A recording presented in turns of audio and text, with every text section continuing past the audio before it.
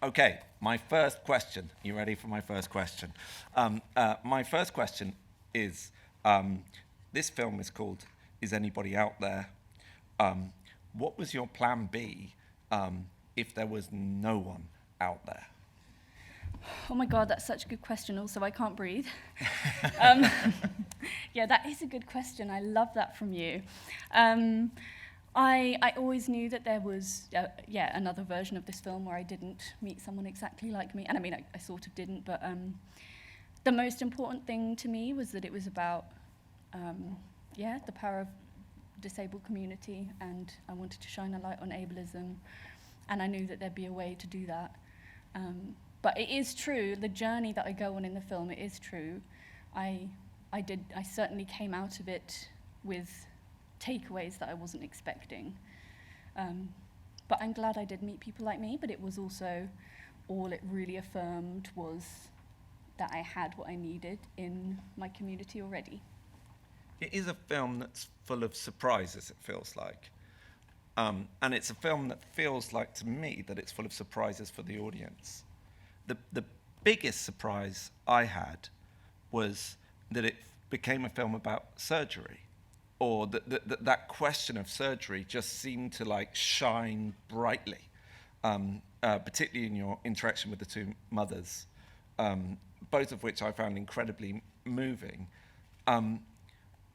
Was that a question you were anticipating being in the film? Was that something that you knew what you felt about before doing the film, or was all that as much of a surprise to you as it felt like to me? I knew how I felt about it, to be honest, but I didn't know how profoundly and frequently I was going to be hit with that to think about. So I never wanted to talk about surgery, really. It was a surprise, yeah. I think because this Facebook group that I was on was, as I say in the film, it was full of parents of disabled children discussing the best surgeries, and that's literally almost all there is there. And it just had such an impact on me trying to find people, and that's all I was hearing was like, do this like very brutal thing to your child, and then they'll be much less disabled looking or whatever. And I just couldn't ignore it. But it was hugely like painful. It was the most difficult thing, including that in my film, because I really didn't want to make anyone feel attacked. I really didn't want to upset parents of disabled children who had chosen to go down that route and stuff. So yeah, it was a surprise. And that moment when you broke down when talking about it with Charlie's mum, so were you thinking in your head that you might not include that? Or did you, as soon as it happened, go, okay, this is... I mean, look, I'm a filmmaker. As soon as it happened, I was like, obviously, this is going to be in the film. This is a big moment, because it was a huge moment. It was huge. But it's very genuine. I certainly didn't anticipate talking to Charlie's mum. So no, I didn't anticipate including an interview with her. But yeah, we sort of did just by chance, whatever. We were both there. We wanted to get as much as we could on the day. And then me breaking down was just pure relief, because I had not spoken to another parent of a child with my condition who was actually thinking critically in that way. So I was just bowled over in the best way that she was thinking, that she saw Charlie as perfect as he is. And it was the external voices that were making her doubt herself and feel bad for seeing him as perfect as he is. Yeah. How were you as an interview, I imagine you were constantly sort of, you hadn't done a sort of interviewed lots of people before, right? This was a new experience for you.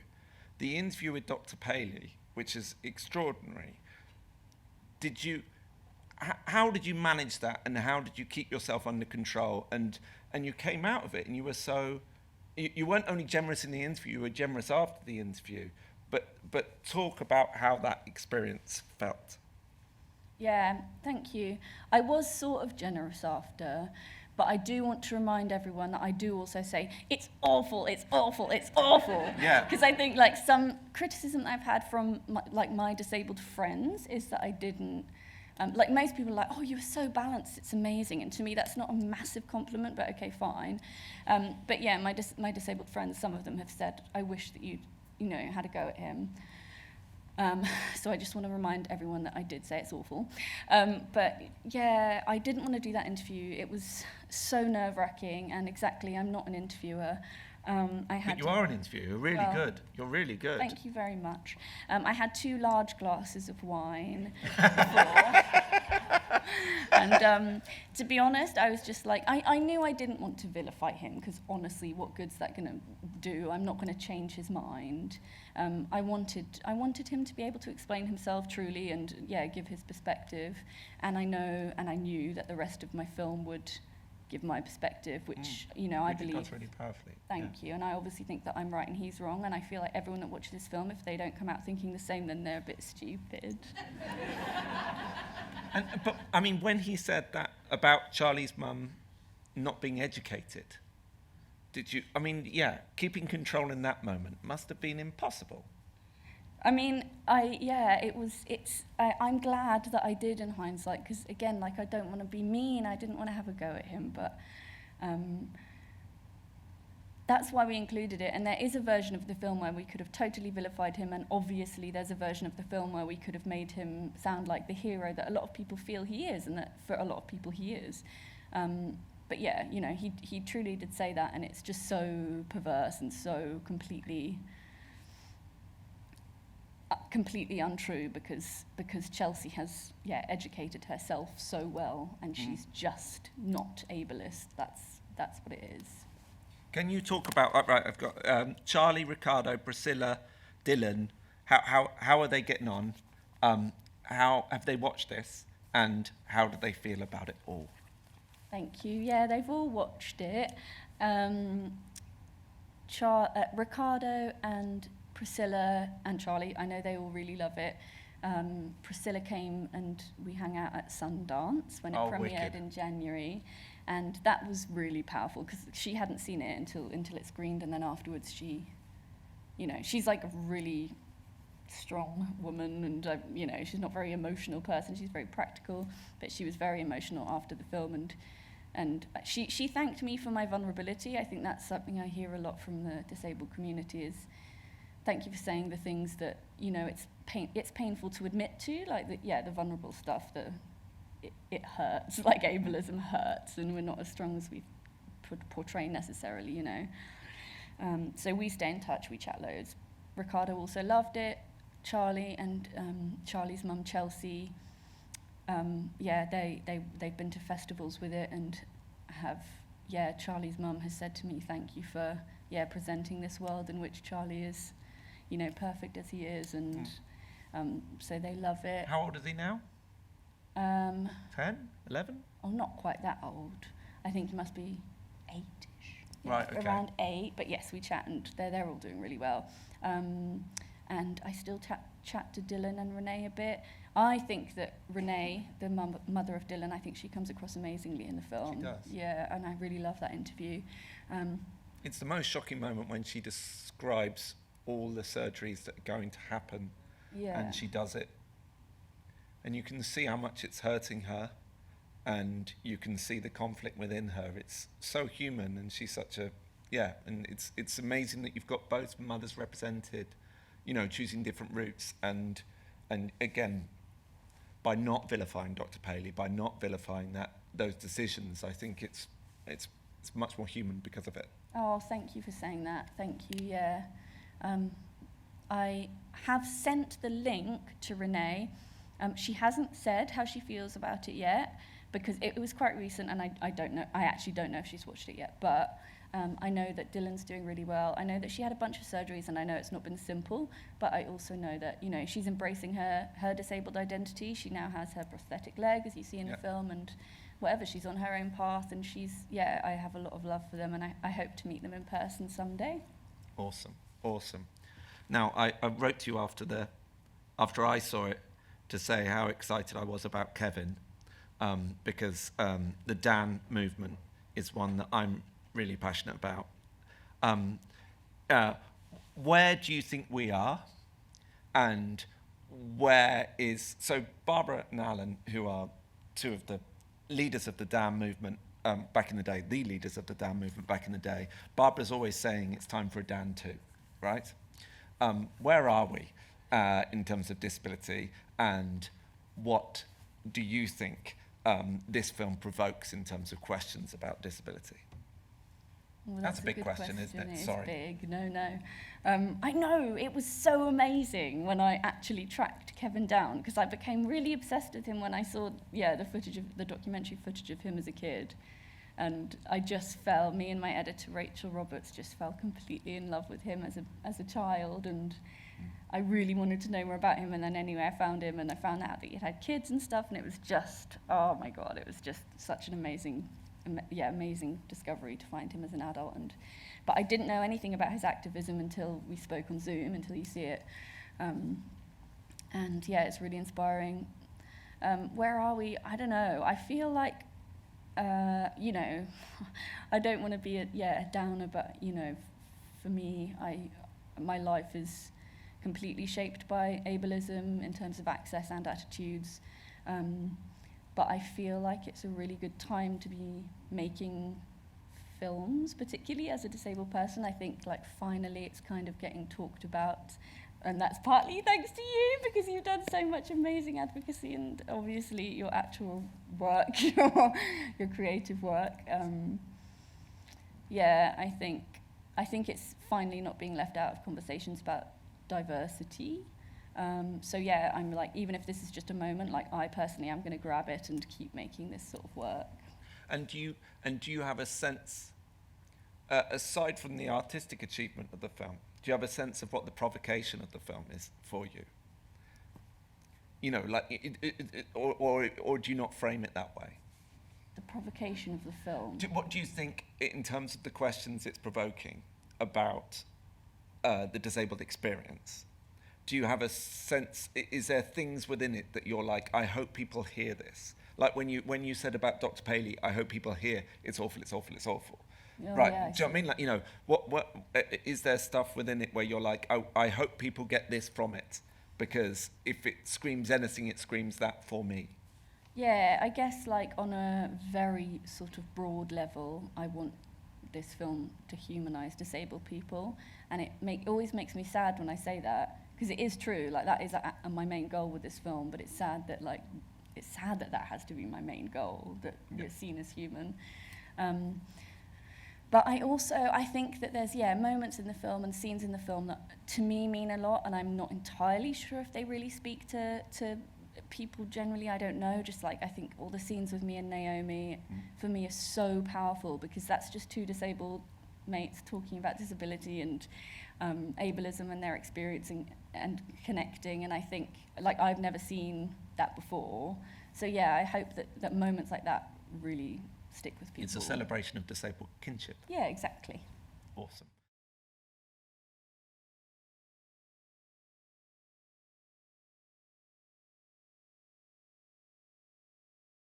Oh, that's a good question. Disabled parents. I have. I got interviewed by, the first person that springs to mind is I got interviewed for, oh my God, I think it was BBC World Service or something quite big, but I can't remember. And I also can't remember her name, which is absolutely classic me. It was a blind mum, and she was married to a blind man, and they had three kids that were sighted or whatever. And we just had amazing chats, and I was telling her that River was about to start school, because he's at school now, but he had not yet started school. And I was saying that a big, big fear of mine is that he's going to get bullied because of me, people are going to see me and bully him. And it sounds I don't know, you might be like, no, of course not, but I've heard that countless times, that happens, that's what happens. She gave me some really good advice as a mother of 3 children, which is that when her kids started, she said to the teacher, can I do an assembly and explain who me and their dad is, and explain how we parent and introduce ourselves and just get more integrated into the school and the community and whatever. So that was really good advice. I mean, I haven't done that, but I haven't done it. But it was really, I just thought, yeah. And I also thought it's just so classic disabled person, like the invisible labor that we have to take on, or that we, may choose to take on. And it's kind of inspiring to me, but not in an inspiration porn way, just in a yes, we're strong,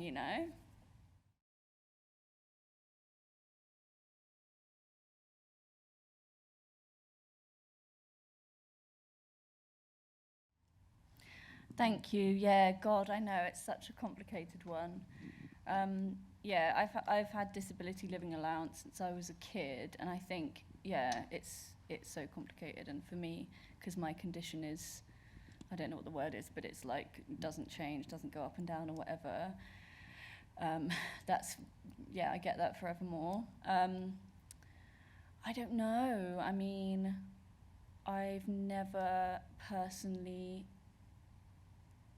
had enough benefits to live on.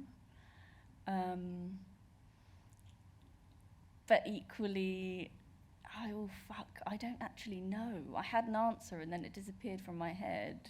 It might be because I have had 3 or 4 drinks. I don't know. I mean, it's a conversation, isn't it? It's so complicated. What were you going to say? Yeah, well, what's undoubtedly true is access to work, which should be existing to make all these things level, make a level playing field for everyone else, is in a complete mess at the moment. And, yes, it's a big mess. That's true, indeed. And let's hope a new government comes in and sorts it out. What's next? You've got a Chanel award. You got BFI noms. What you doing with this new power? Well, I'm really, really rich and famous now, so just chilling out for the rest of my life. No, I'm writing a historical drama for the BFI, which I'll also direct, which at the moment is called Curiosities of Fools, and is produced by Janine Marmot, who produced this film. And it's about the life of a court dwarf in the 1600s and his journey to overcoming his internalized ableism and finding community with the court fools of the palace. Awesome. So yes, very different. But also, do I have time to say something before yes. The end? Which is just that everyone here knows that I'm your biggest fan. Well, probably not everyone here, but the people that know me. And I just really, really, really want to thank you for your work, but not just, related to disability, but just the stuff that you've written. And I think, I know, has touched me so profoundly. Stuff that I don't even know is written by you, I'll watch it and I love it. And then it's oh, of course it's Jack Thorne. And I mean it, I really mean it. You've really inspired me. That's very kind. This is much more inspirational than anything I've ever bothered with. So it's awesome. Yes. Thank you. Awesome. Right, I think have I got to stop now? Yeah. Awesome. Okay. Thank you all so much for coming, and thank you, Ella, for a beautiful film.